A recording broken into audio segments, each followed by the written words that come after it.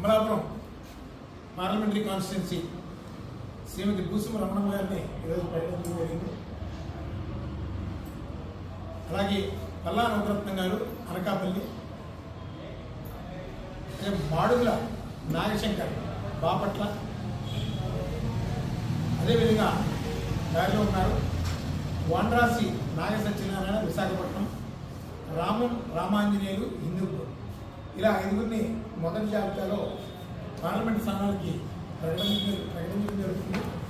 మా ప్రధాన లక్ష్యం ఉంటే ఈ రాష్ట్రాన్ని భారతీయ జనతా పార్టీ మోసం చేస్తుంది, ఈ రాష్ట్రం మీద విషయం కప్పుతుంది, ఈ రాష్ట్రంలో దమ్మున్నటువంటి ప్రజాప్రతినిధుల్ని పార్లమెంట్కి పంపించాలనే ఏకైక లక్ష్యంతో ఈరోజు రాష్ట్రీయ ప్రజా కాంగ్రెస్ పార్టీ శ్రీకారం చుట్టింది. ఈ రాష్ట్రానికి జరుగుతున్నటువంటి అన్యాయం, అలాగే ప్రత్యేక హోదా విభజన హామీలు, అలాగే కేజీపీఎస్ని మన రాష్ట్రం నుంచి సుమారు 33 లక్షల కోట్ల రూపాయలు అపార ఖనిజ సంపదల్ని నిధుల్ని దోచుకుపోయేటటువంటి ప్రయత్నాలు ఈరోజు కేంద్ర ప్రభుత్వం ఆంధ్రప్రదేశ్ నుంచి యథేచ్ఛగా ప్రణాళికలు రచిస్తుంది. ఇక్కడ ప్రధాన రాజకీయ పక్షాలైనటువంటి తెలుగుదేశం కానీ, అలాగే వైఎస్ఆర్ కాంగ్రెస్ పార్టీ కానీ ఈ ఒక్కళ్ళు నోరు మెదపడం.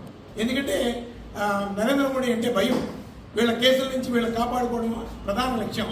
ఈ ఆంధ్రప్రదేశ్ భవిష్యత్తును తాకట్టు పెడుతున్నారు. అందుకని మూడో ప్రత్యామ్నాయంగా రాష్ట్రీయ ప్రజా కాంగ్రెస్ పార్టీ, అలాగే ఆంధ్ర రాష్ట్ర ప్రజా సమితి ఆధ్వర్యంలో ఒక మూడో ప్రత్యామ్నాయ కూటమిని మేము సిద్ధం చేస్తున్నాం. ఖచ్చితంగా ఆంధ్రప్రదేశ్కి రాష్ట్రీయ ప్రజా కాంగ్రెస్, ఆంధ్ర రాష్ట్ర ప్రజా సమితి ఆలోచన విధానాలే ఈ రాష్ట్రానికి శ్రీరామ రక్ష. ఈ రాష్ట్రం సంపన్న రాష్ట్రంగా స్థిరపడాలన్నా, ఈ రాష్ట్రాన్ని భావితరాల భవిష్యత్తు కోసం ముందుకు నడిపించాలన్నా, ఉద్యోగ ఉపాధి అవకాశాలు మెరుగుపరచాలన్నా, ఇక్కడ ఉన్నటువంటి హామీలు జాతీయ ప్రాజెక్టు పోలవరం ప్రాజెక్టు కావచ్చు, అలాగే కేజీపీఎస్ 50% ఆంధ్రప్రదేశ్ వాటా 12th ఫైనాన్స్ కమిషన్ ప్రకారం చట్టబద్ధమైన హక్కుది. మనకి 50% మన అభివృద్ధికి ఇవ్వాల్సినటువంటి అవసరం ఉంది. దాన్ని కూడా వీళ్ళు దోపిడీ గురి చేస్తున్నారు. అందుకని ఆంధ్ర రాష్ట్రం ఈరోజు అనేక నష్టాలకి, శ్రమలకి, ఒడిదుడుకులకి లోనవుతుంది.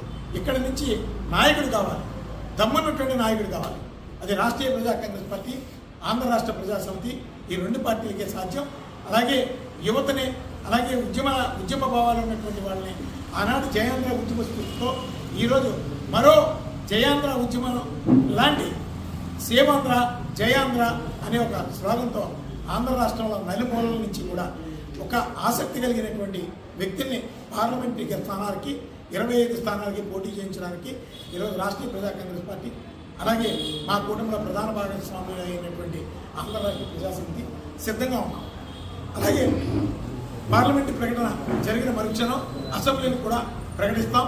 అలాగే తెలంగాణ రాష్ట్రంలో కూడా పోటీ చేయడం జరుగుతుంది. ఖచ్చితంగా రాష్ట్రీయ ప్రజా కాంగ్రెస్ పార్టీ, ఆంధ్ర రాష్ట్ర ప్రజా సమితి ఒక విప్లవాత్మకమైనటువంటి మార్పులు ఆంధ్రప్రదేశ్లో తీసుకురావడమే ప్రధాన లక్ష్యంగా పనిచేస్తుంది. చైతన్యంతో కూడినటువంటి తిరుగుబాటు ఈ ఆంధ్రప్రదేశ్లో ఉంది అని చెప్పి ఈ అధికార పక్షాన్ని, ప్రధాన ప్రతిపక్షాన్ని ఈ సందర్భంగా హెచ్చరించడం జరుగుతుంది. 175 స్థానాలకి పోటీ చేయడానికి మేము ప్రణాళికలు సిద్ధం చేస్తున్నామండి. అంటే మాకు సింబల్ కోర్టు వివాదంలో ఉంది, రేపటికే ఉంది. అది వచ్చిన తర్వాత స్పష్టంగా మొత్తం అసెంబ్లీ స్థానాలన్నింటినీ కూడా మేము డీటెయిల్గా ప్రకటిస్తాం. రేపు హైకోర్టులో మాకు విచారణ